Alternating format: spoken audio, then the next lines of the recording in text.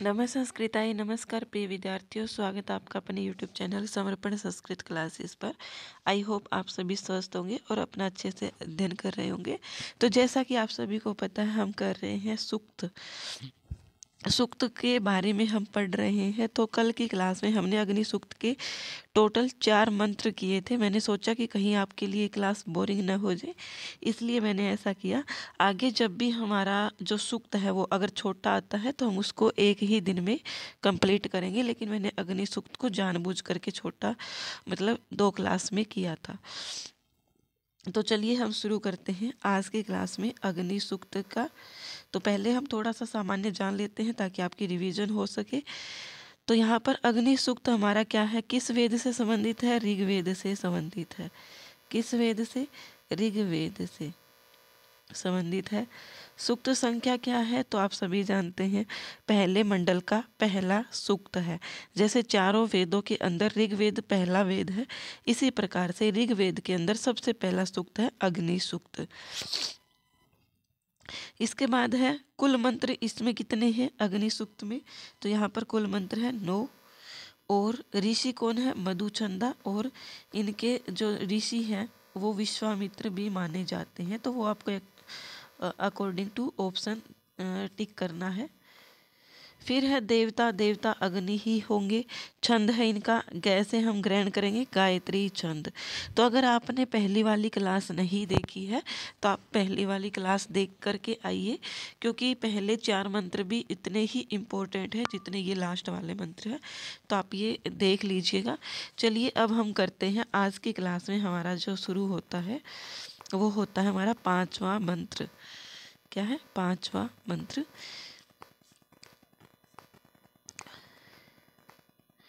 5वां मंत्र कौन सा है? अग्नि ही होता कवि क्रतुः सत्यश्चित्र सर्वस्तमः देवो देवेभिरा गमत। तो यहाँ पर गमत क्या बोला गया है? अग्नि ही होता। तो यहाँ पर रै जो ये लगा हुआ है होता के ऊपर, ये विसर्ग का रै बन गया है। कवि क्रतुः सत्यश्चित्र सर्वस्तमः देवो देवेभिरा गमत। तो यहाँ पर क्या बोला गया है कि होता, होता कौन है? जो यज्ञ को करने वाला है। क्या है? होता कौन है? होता आप सभी जानते ही हैं। होता क्योंकि ऋग्वेद है तो यहाँ पर होता ही होगा। तो यज्ञ को करने वाला कौन है? यज्ञ को करने वाला होता है। होता यज्ञ को करने वाला। इसके बाद क्या है? कवि क्रतुः। कवि क्रतु का अर्थ क्या होता है? जो अतीत और क्या कहा गया है? कवि क्रतु का अर्थ क्या है? जो अतीत और अनागत। अतीत और अनागत क्या होता है? अतीत और भविष्य। क्या बोल सकते हैं हम? भविष्य के कर्मों को जानने वाला है। कौन है? अतीत और भविष्य के कर्मों को मीन्स कार्यों को जानने वाला, जानने वाला। अतीत और भविष्य के कर्मों को या कार्य को जानने वाला। तो यहाँ पर किसके बारे में बोला जा रहा है? आप सभी जानते हैं, क्योंकि अग्नि सूक्त है तो अग्नि की ही विशेषता बताई जाएगी। तो यहाँ पर अग्नि देवता के लिए ही बोला जा रहा है। इसके बाद है कवि क्रतु, हमने समझ लिया। फिर क्या है? सत्य है। सत्य है क्या है? अर्थात जो सत्यवादी है, मतलब जो हमेशा सत्य का साथ देता है, मिथ्या से रहित है। निश्चय ही मतलब जो हमेशा सत्य रूप से ही हमें फल देता ही देता है।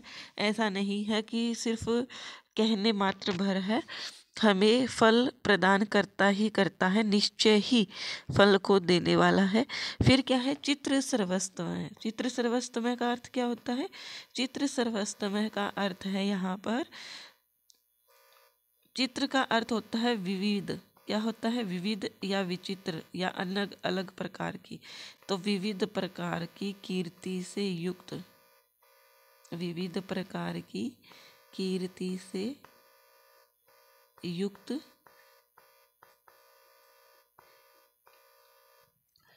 देवो देवे भीरा गमत। क्या कहा गया है कि देवो देवे बीरा अगमत। तो यहाँ पर आप ग को ही नहीं रखोगे, यहाँ पर ए आ जाएगा। कहाँ से? इसके अंदर से ए निकल करके। तो ये आप ध्यान रखिएगा। क्या कहा है कि देवो, देवो क्या मतलब है यहाँ पर? दिव्य गुणों से संपन्न, दिव्य गुणों से संपन्न। देवे भी, यह जो अग्नि देवता है, अग्नि, यह जो अग्नि देवता है, यह क्या करे? देवे भी, देवे भी यहाँ पर बहुवचन में प्रयोग किया गया है तृतीया के।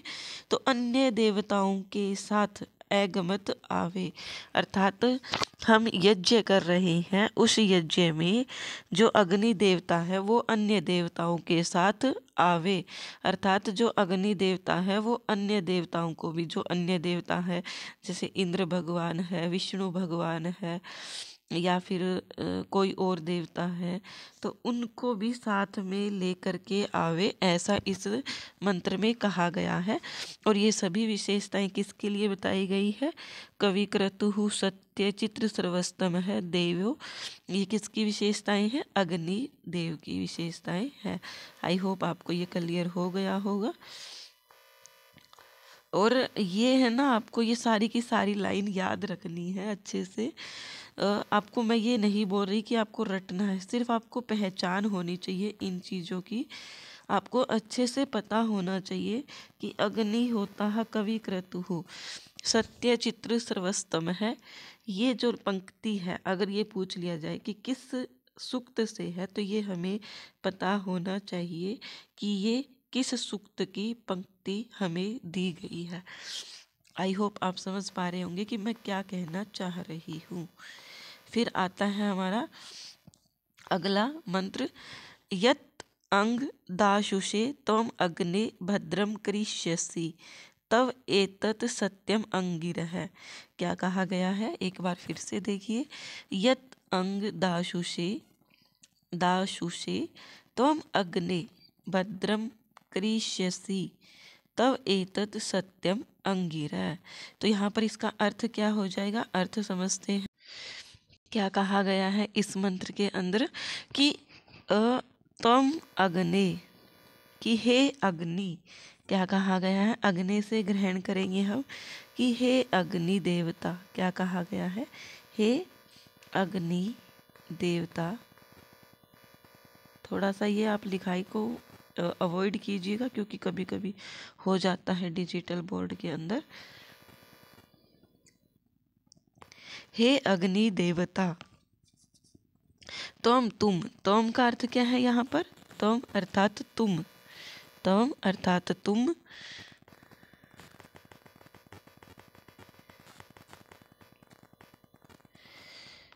यत अंग दाशुषे। क्या कहा गया है कि तुम, यत, यत अर्थात जो भी, यत का अर्थ क्या है यहाँ पर?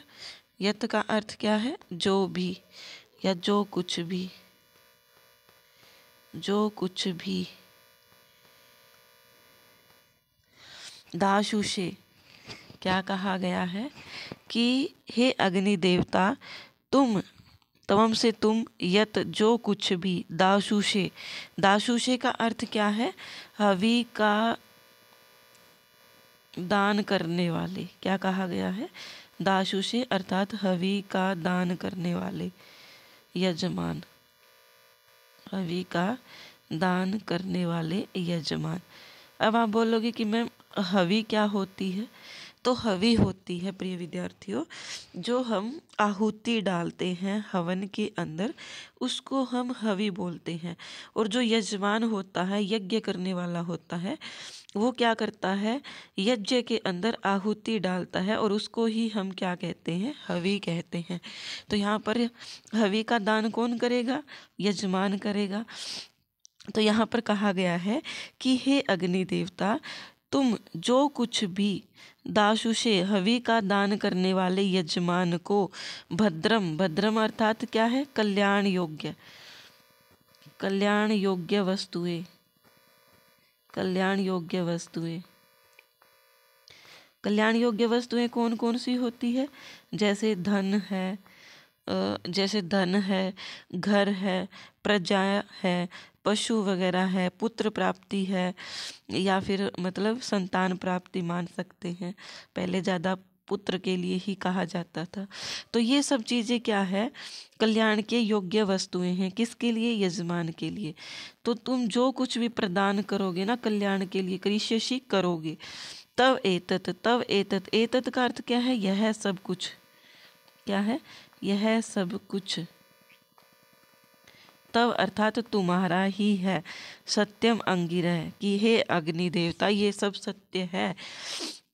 कि जैसे मान लीजिए कोई मुझे बोले, जैसे मान लीजिए कि मैंने यहाँ पर कोई दान दे दिया किसी को और मेरे पास वो चीज़ें बहुत सारी है, तो कोई मुझे आकर के बोलेगा कि आपके पास ये चीज़ें बहुत सारी है और अगर आप इतना दान कर रहे हो तो ये सब चीज़ें सत्य ही है कि आप दान कर रहे हो और आप इसके लिए क्या हो, इसके योग्य भी हो कि आप ये दान कर सकते हो। अगर किसी के पास कोई चीज़ होगी ही नहीं तो वो क्या दान कर पाएगा?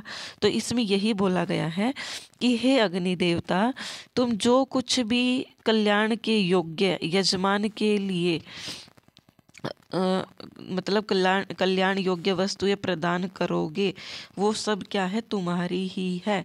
क्या है? तुम्हारी ही है। अगर नहीं समझ में आया है अभी भी तो देखिए, ये देखिए, ये पढ़िए, फिर आपको अच्छे से क्लियर हो जाएगा। क्या कहा गया है कि हे अग्नि देवता, जो भी तुम हवि का दान करने वाले यजमान के लिए धन, घर, प्रजा, पशु आदि कल्याण करने वाले पदार्थ प्रदान करोगे, वे सब पदार्थ तुम्हारे ही है, किसी और के नहीं है।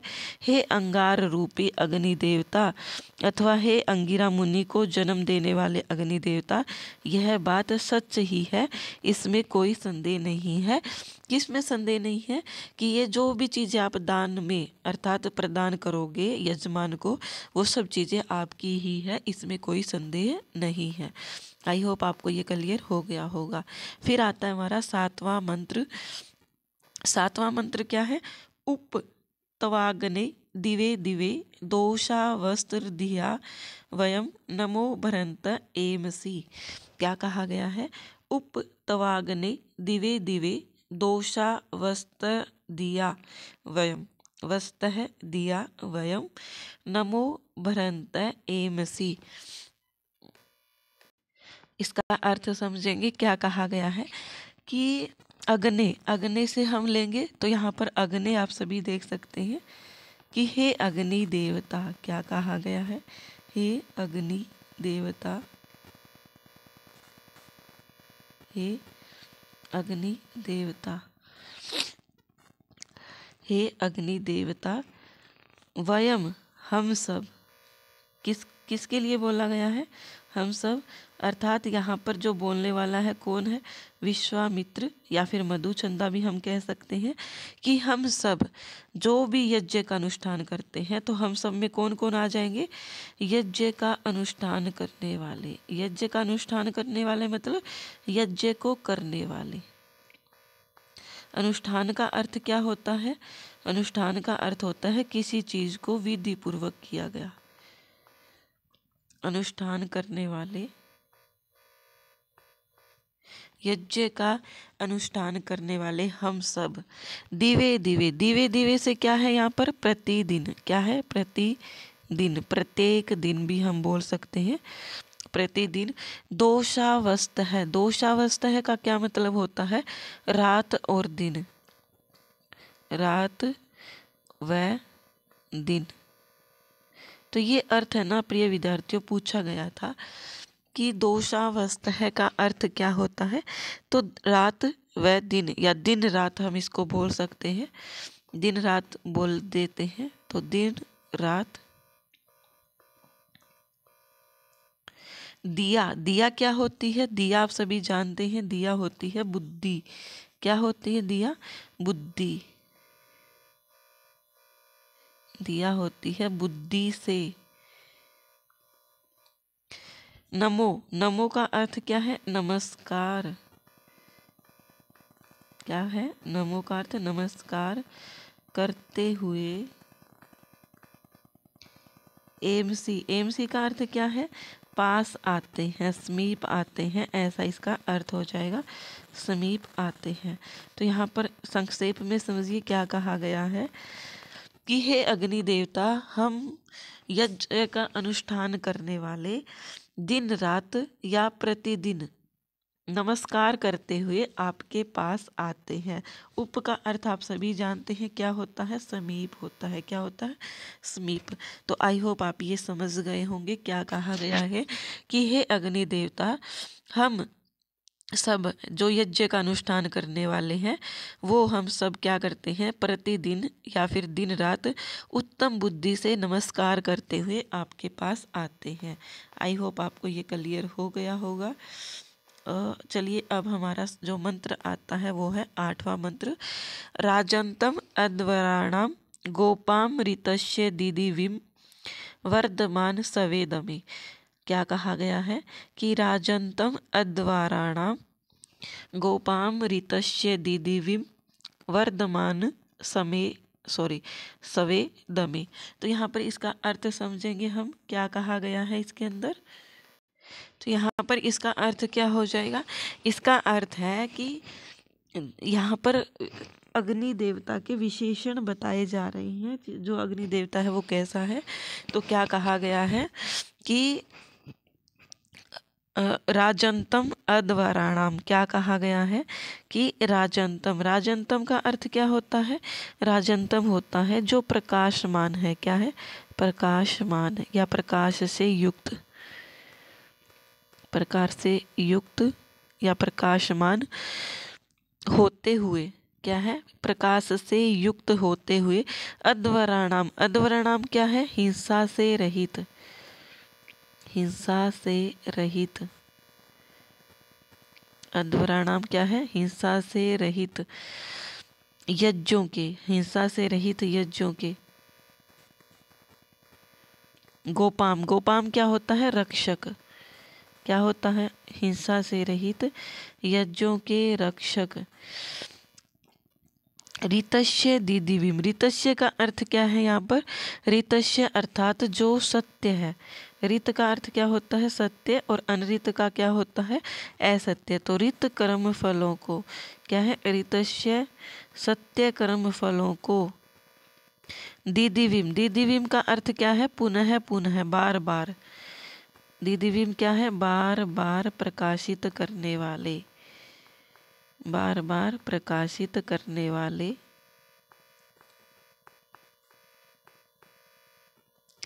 यह जो अग्नि देवता है यह क्या है? सवेदमे, सवेदमे का अर्थ क्या होता है? अपने ही घर, अपने ही घर। दमे का अर्थ क्या है? घर, अपना ही घर।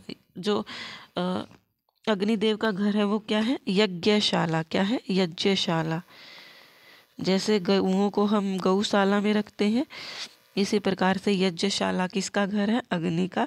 वर्धमानम, वर्धमानम अर्थात बढ़ रहा है। क्या है? बढ़ रहा है।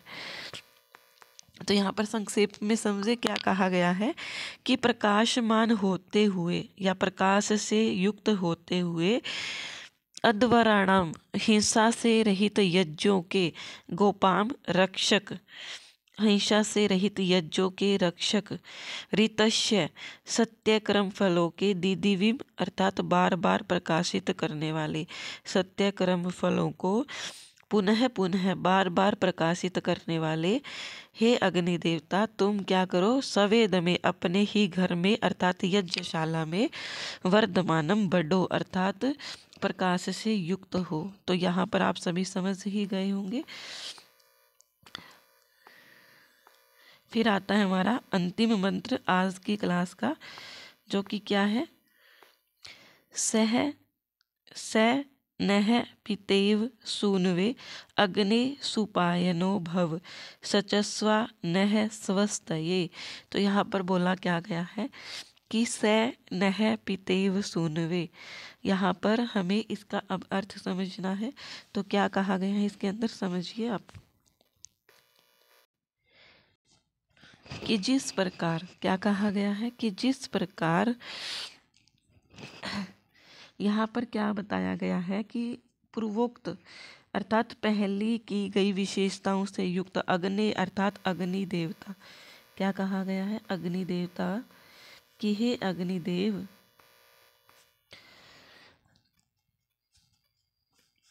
क्या कहा गया है कि हे अग्निदेव, इव, इव का अर्थ क्या है? जिस प्रकार से। इव का अर्थ क्या है? जिस प्रकार से। पिता, पिता क्या है? पिता का अर्थ होता आप सभी जानते ही हैं, पिता। सूनवे, सूनवे क्या होता है? पुत्र के लिए।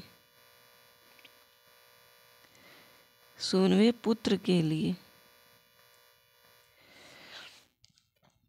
क्या कहा गया है कि जिस प्रकार पिता अपने पुत्र के लिए सुप्राप्य है अर्थात सरलता से प्राप्त हो जाता है, इसी प्रकार से हे अग्नि देवता तुम भी क्या करो?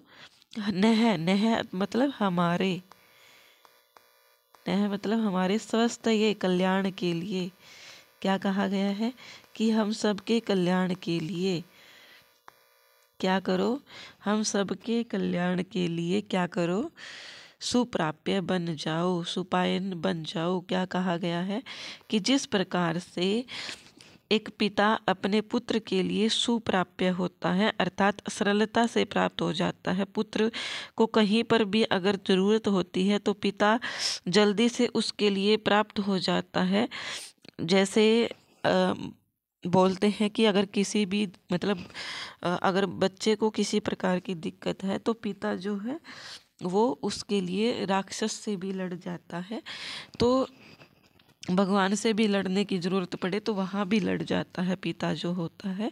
पिता की हस्ती को कोई भी किसी भी शब्द में एक्सप्लेन वर्णन नहीं किया जा सकता है। तो यहाँ पर आप समझोगे कि जिस प्रकार से पुत्र के लिए पिता आसानी से प्राप्त हो जाता है, इसी प्रकार से हे अग्नि देवता आप भी हम सब के लिए आसानी से प्राप्त हो जाओ, ऐसा इसमें कहा गया है। और ये मोस्ट इम्पोर्टेंट सूक्ति है, अग्नि सूक्त की मोस्ट इम्पोर्टेंट है। यूजीसी नेट के एग्ज़ाम में बहुत बार ये सूक्ति देखने को मिली है। और सूक्ति बोल लीजिए या पंक्ति बोल लीजिए और प्रश्न कैसा आएगा कि यह कहाँ से ली गई है, तो ये ली गई है अग्नि सूक्त से। कहाँ से? अग्नि सूक्त से।